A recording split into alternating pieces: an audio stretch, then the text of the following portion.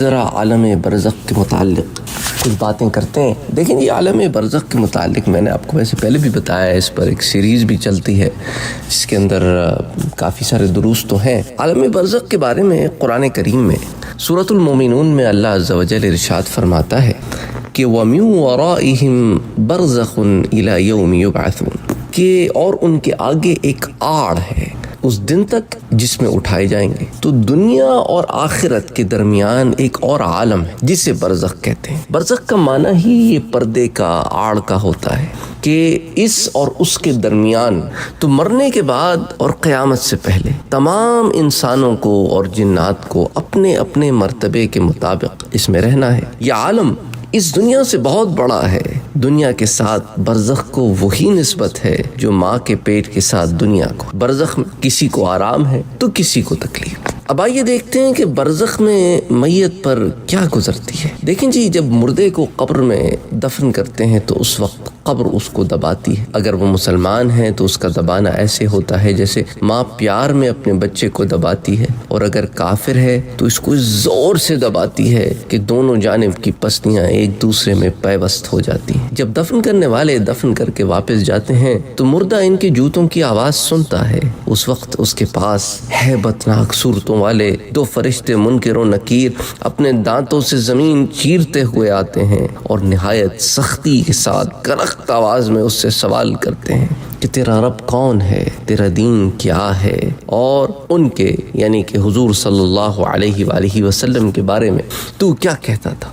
اسی طرح اگر مردہ منافق ہے تو سب سوالوں کے جواب میں کہے گا کہ ہائے افسوس، مجھے تو کچھ معلوم نہیں، میں جو لوگوں کو کہتے سنتا تھا وہی میں بھی کہتا تھا۔ مردہ اگر مسلمان ہے تو جواب دے گا کہ میرا رب اللہ ہے، میرا دین اسلام ہے، اور وہ شخصیت حضور اکرم صلی اللہ علیہ وآلہ وسلم۔ مسلمان میت کی قبر کشادہ کر دی جاتی اور اس کے لیے جنت کی طرف ایک دروازہ کھول دیا جاتا ہے جس سے جنت کی خوشبو آتی رہتی ہے، جبکہ کافر و منافق کے لیے آگ کا بچھونا بچھا کر آگ کا لباس پہنا دیا جاتا ہے، اور اس کی قبر میں جہنم کی کھڑکی کھول دی جاتی ہے اور اس پر عذاب دینے کے لیے فرشتے مقرر کر دیے جاتے ہیں، اور سانپ اور بچھو اسے عذاب پہنچاتے رہتے ہیں، جبکہ بعض مسلمانوں کو ان کے گناہوں کے مطابق عذاب بھی ہوتا ہے۔ بعض کے نزدیک ایسے گناہگار مسلمان سے جمعے کی رات آتے ہی عذاب قبر اٹھا دیا جاتا ہے۔ اسی طرح مسلمان کے اعمال حسنہ اچھی صورتوں میں آ کر قبر میں اس کا دل لگاتے ہیں، اور کافر اور منافق کے برے اعمال کتے، بھیڑیے یا کسی اور بری شکل میں آ کر اسے عذاب پہنچاتے ہیں۔ مسلمانوں کی روحیں خواہ قبر پر ہوں یا چاہے زمزم میں ہوں یا زمین و آسمان کے درمیان یا آسمانوں پر یا آسمان سے بلند یا زیر عرش قندیلوں میں یا اعلی علیین میں ہوں، ان کے لیے راہیں کشادہ کر دی جاتی ہیں، یعنی کہ جہاں چاہتی ہیں آتی جاتی ہیں، آپس میں ملتی بھی ہیں اور ایک دوسرے سے اپنے عزیزوں کا حال بھی پوچھتی ہیں۔ جو کوئی قبر پر آئے اسے دیکھتی ہیں، پہچانتی ہیں اور اس کی بات سنتی ہیں۔ یہ تمام چیزیں میں آپ کو درس کی صورت میں پہلے بتا چکا ہوں، آج اختصاراً بتا رہا ہوں، کیونکہ اگر آپ نے تفصیل جاننی ہے تو پھر آپ وہ دروس دیکھ لیں۔ روح سے متعلق دروس ہیں، عالم برزخ کے دروس ہیں، مرنے کے بعد کیا ہوتا ہے اس پر بہت دروس ہیں،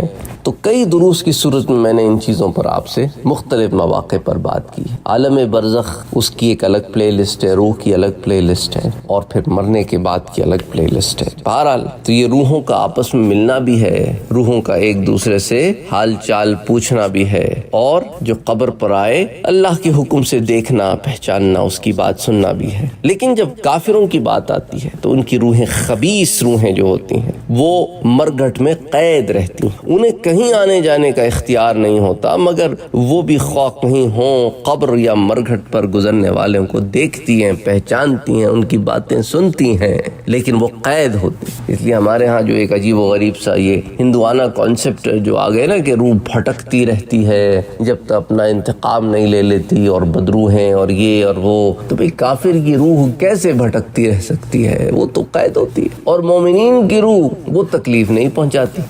تو یہ تمام کانسیپٹس کیا ہیں؟ وہ جنات اور خبیث جنات جو ہوتے ہیں، جو تنگ کرنے والے جنات ہوتے ہیں، وہ سمجھتے ہیں کہ یہ بدروحیں ہیں۔ بہرحال اچھا، اسی طرح جو ہے ایک آخری بات کہ مردہ سلام کا جواب دیتا ہے اور کلام بھی کرتا ہے، اس کے کلام کو عام انسان اور جنات کے سوا تمام حیوانات وغیرہ سنتے بھی ہیں۔ تو اس کے اوپر بڑی تفصیل سے میں نے جیسے پہلے آپ سے کہا ان چیزوں پر بات ہو چکی ہے، آج اس پر اختصاراً بات کر رہا ہوں۔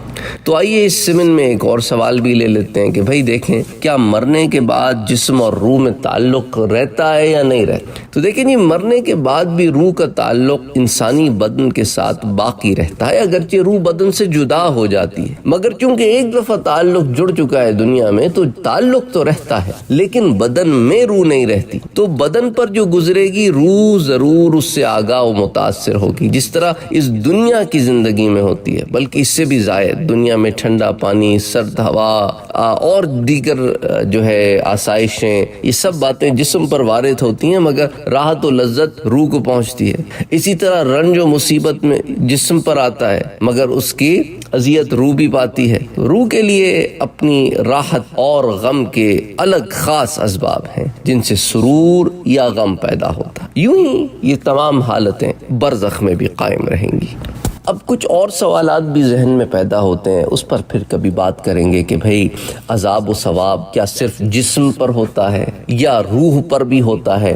اسی طرح ایک سوال یہ بھی ذہن میں آتے ہیں لوگوں کے کہ بھئی جسم تو ختم ہو جاتا ہے تو پھر اسے عذاب کیسے ہوتا ہے؟ اسی طرح بعض لوگ کہتے ہیں کہ بھئی بعض مردے تو دفن ہی نہیں ہوتے، یا انہیں جلا دیا جاتا ہے، یا کسی اور حادثاتی موت میں ختم ہو جاتے ہیں، قبر نہیں ہوتی، ان کو دفنایا نہیں جاتا، تو پھر ان سے سوالات کدھر ہوتے ہیں؟ اس طرح کے اور چھوٹے چھوٹے سوالات لوگوں کے ذہن میں آتے رہتے ہیں، انشاءاللہ تعالی پھر اگلے درس میں اس پر بات کر لیں گے۔ آپ اپنا اور اپنوں کا بہت خیال رکھیے، نماز کی پابندی کیجیے، دعائیں کیجیے اپنے لیے بھی، میرے لیے بھی۔